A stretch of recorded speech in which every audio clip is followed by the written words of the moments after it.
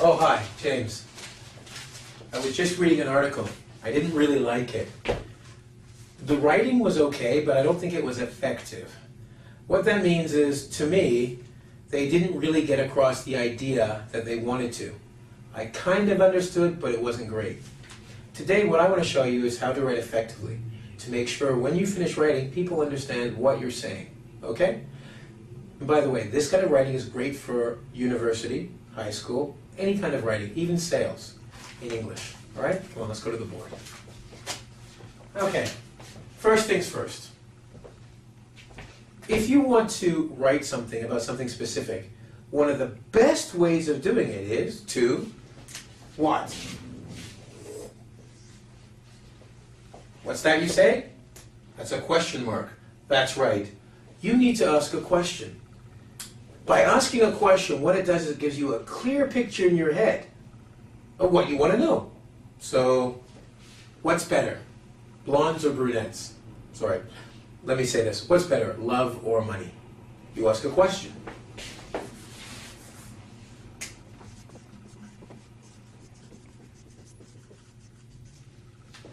By asking a question, there has to be an answer. That answer is actually our starting point. Okay? So we start effective writing by asking a question that we want answered. Because what we're thinking is, the reader wants the answer to this question. Get it? So you're thinking, what does my reader want? Why don't I ask a question? And then when I answer that question, I can write about that for my reader. It helps us get very specific in our focus. It's sort of like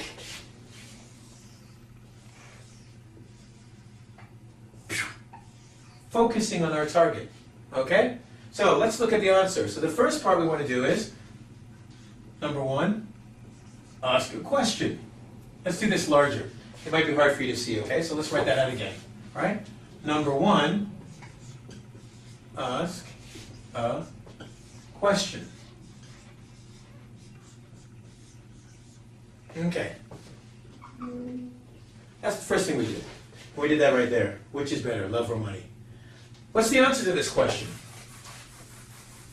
Well, the answer to the question, we have a specific word in English. Okay? So when we figure out the answer, what we think the answer to the question is, let me say that again, but a little slower. When we figure out what we think the answer is, we write that down. But it's not just an answer. In English, it becomes our thesis. Our thesis is the thing we're going to focus on. That's why we ask the question. So then we're going to do step number two, our thesis. It's the answer to the question. Now, funny thing about a thesis is it has to be strong. You can't say maybe. Maybe yes, maybe no. That's not a thesis. We call that weak. A thesis has to be strong so the person is very clear and you're very clear. And this is what it helps for effective writing because you know exactly what you want to talk about, but your reader also knows exactly what you want to talk about. So let's put that up here. A thesis has to be strongly said. Or another word for that is stated.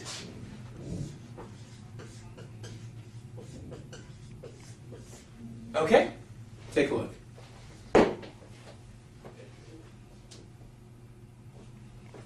Cool. So we've got two things so far. Question and thesis. Now you're going to say, what are we going to do with that? Well, now we can actually start our essay. This was just the first part. It's not actually the essay, it's to get you ready to write. So let's write the essay, shall we? Now, like any good book or any good story, you need an introduction. I mean, you can say your thesis, but you know what? It's better I give you an action. I'll give you a little play. If you watch this, you'll figure out why you need an introduction. All right? But the third step is introduction. And in our introduction, what we're going to do is we're going to add our thesis, okay, to some nice words to introduce it. So this is plus the thesis. Okay? Now the people reading it should be able to identify your thesis. Now let me give you an example of why it's important to have an introduction and not just use your thesis. Are you ready? I'm going to go to a bar and I'm going to meet a girl. Okay? 1 second. Okay, there I am. Hi, my name is James. Can I kiss you? Ow! That's a bad introduction. That's like trying to use just your thesis to get people to read your paper. It doesn't work very well. Okay? So, why don't we do the next one? Let's try this introduction. Hi, I'm James. What's your name? That's a very pretty name. I'm from Canada, and I teach English. Would you like to learn more about English and how I teach it? Oh, come with me. We'll get you a drink. See, that worked. That's a good introduction. Okay? So, we need an introduction to go for the thesis. We put our thesis inside of the introduction, and we make it pleasant for people to want to read more. We make it interesting. Okay? So, this is the first 3 parts. Now we have to do another 2 parts. Okay? Now that would be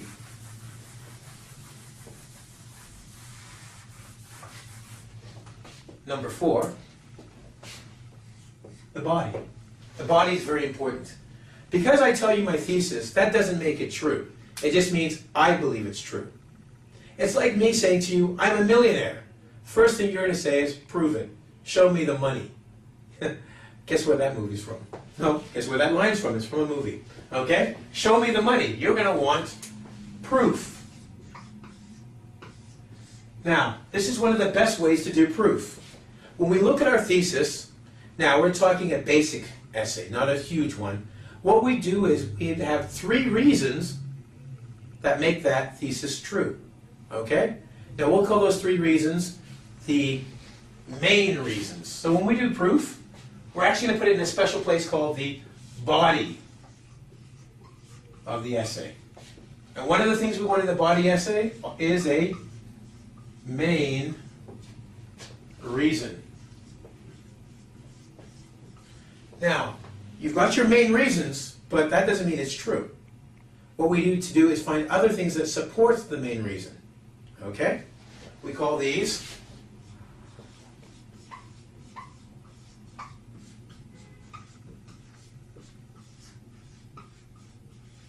Now, if you remember rightly, when I said in the body, we should have 3 to support the thesis, it's also a good idea to have at least 3 supporting ideas to make the main reason true.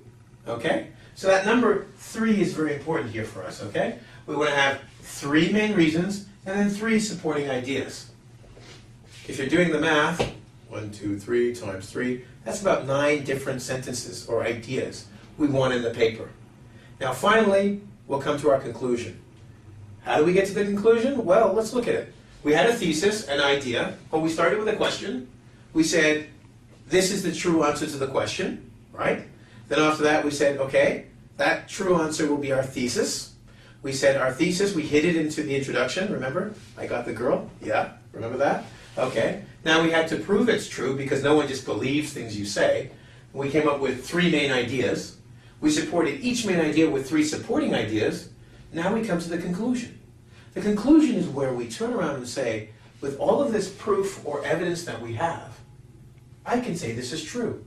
What we do is we go back to the 3 main ideas and we say, because this idea, and this idea are true, my conclusion must be true. You become a lawyer. Or a liar.